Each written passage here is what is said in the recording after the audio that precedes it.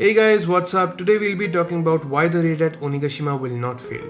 Now this is a very hot topic and it is highly debated among One Piece YouTubers. The reasons that they give for the raid's failure aren't entirely rubbish and they do hold some weight, and many of them have successfully convinced you into thinking that the raid will fail. Now I am here to represent that part of the minority that believes that the raid will not fail, and I will try to give you appropriate reasoning for my beliefs. So with that said, hit the like button and please subscribe, and let's continue with the video. Reason number 1. The aim of the arc story. Every arc in One Piece has a specific role in making the plot move forward. For example, Enies Lobby was an arc that aimed at cementing Robin's place in the Straw Hat crew. It made all the members of the crew stand against the world government for their nakama, and this action spoke volumes about who the Straw Hats were and what stand they might make in the future. It showcased how strong each member was as they were able to defeat members of the highly regarded CP9, and finally it also cemented their position as enemies of the world government. Similarly, Wano will have a point to showcase, the point being that dawn is coming and things will change, and the indication of this change will be a great war as foretold by Whitebeard. Even Oda in an interview mentioned that after Wano there will be a huge war which will make Marineford look like a baby. So one of the aims of Wano is to initiate the setup of this great war, and not simply a future reconfrontation between the Straw Hats and the Animal Kingdom pirates, after some cliched training arc that most people theorize or hope to see. And as to how Wano sets up this great war, it is pretty straightforward. Every war needs an initiator or aggressor who stirs up events. In the case of Marineford, that aggressor was Blackbeard, and I don't want to recap all of Blackbeard's feat, but it was his ambition that caused the Summit War and shook the world. And in Wano's case, we have Kaido, who aspires to die in such a way that he immortalizes himself, and he is even shown being envious of Whitebeard's death. So it is pretty obvious that at the end of the arc, Kaido will not die, but he will simply be pushed back out of Wano, and he will give rise to great chaos in the future that will lead to the Great War. Reason number 2. The trump card Yamato.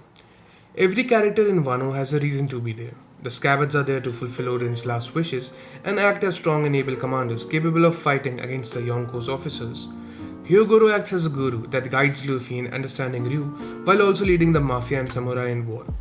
Marco and Izo are present to balance things in the Alliance's favor due to the unexpected presence of the Big Mom pirates.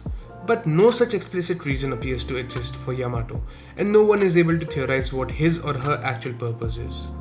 But since recent chapters we have gotten reveals that actually enable us to theorize a bit more.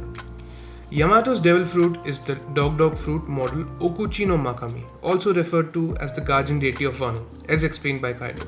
Till now we have gotten no clues as to what the fruit's mythical powers are. We have only seen the general zone transformation and an energy beam out of this fruit. But if we examine this fruit plot-wise, what could its purpose be? Well, obviously it would act as a safeguard against anything evil that might happen to Wano. Symbolically speaking, the Alliance for Wano literally has a deity supporting it, and I am pretty sure you know what happens when a deity supports noble heroes or knights against demons.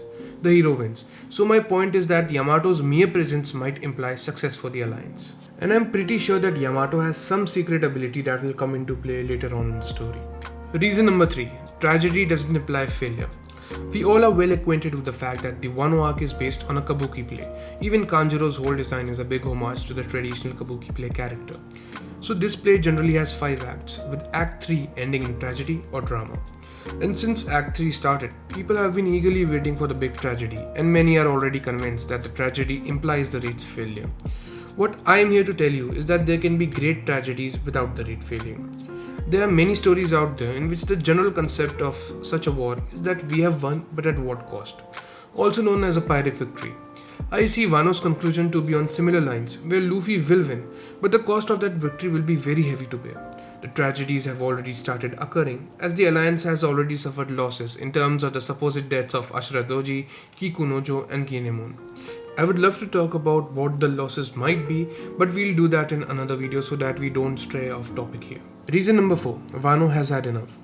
The commencement of Wano's suffering started the moment Kozuki Oden left it, allowing miscreants to take over the administrative reins and creating rampant injustice across all regions.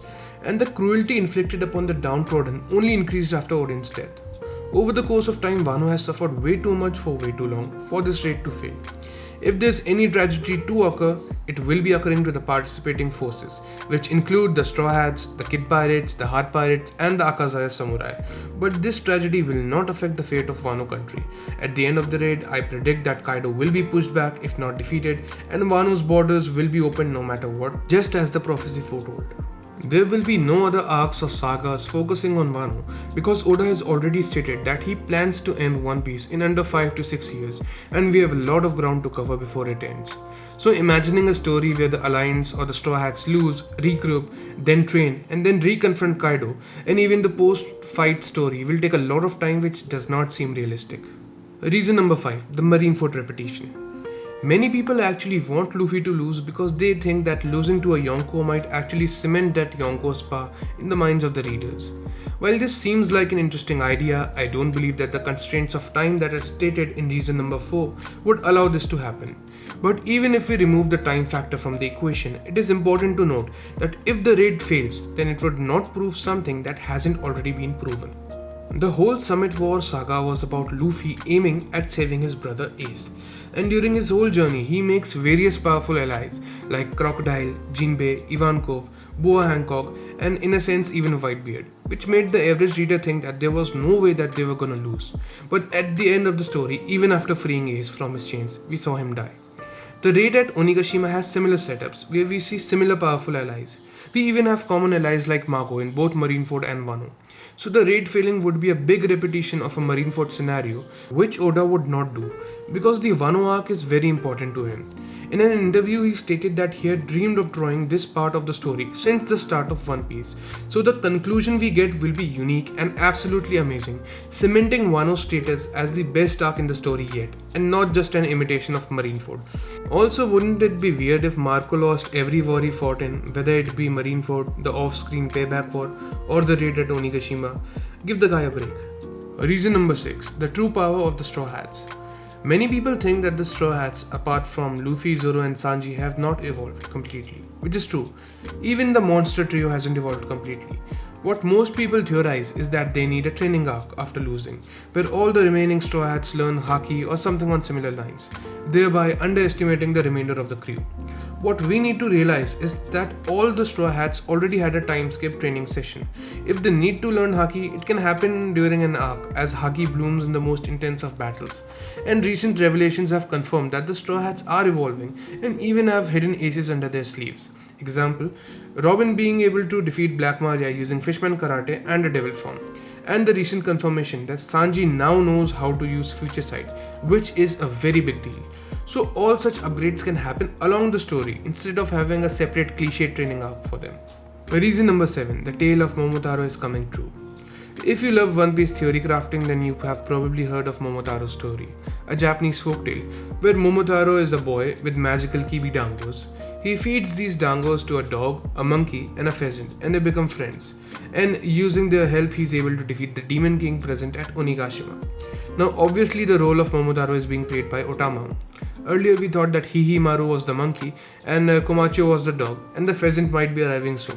But now we have another comparison at hand, where Mako might be the pheasant, Yamato might be the dog due to her dog fruit, and the monkey might imply Monkey D. Luffy.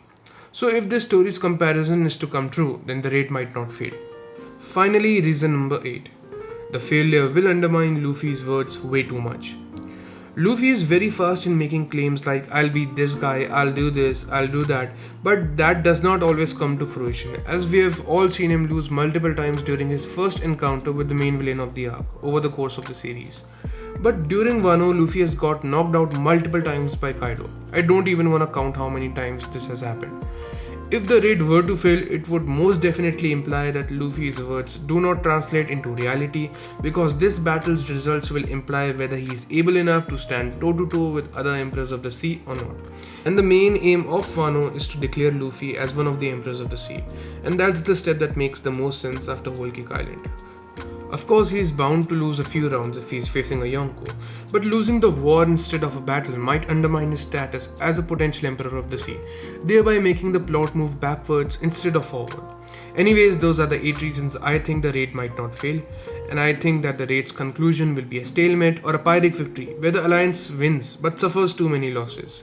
Let me know what you think in the comments down below and I'll respond as soon as possible. If you liked the video, please like and subscribe and I'll be back with more. Bye.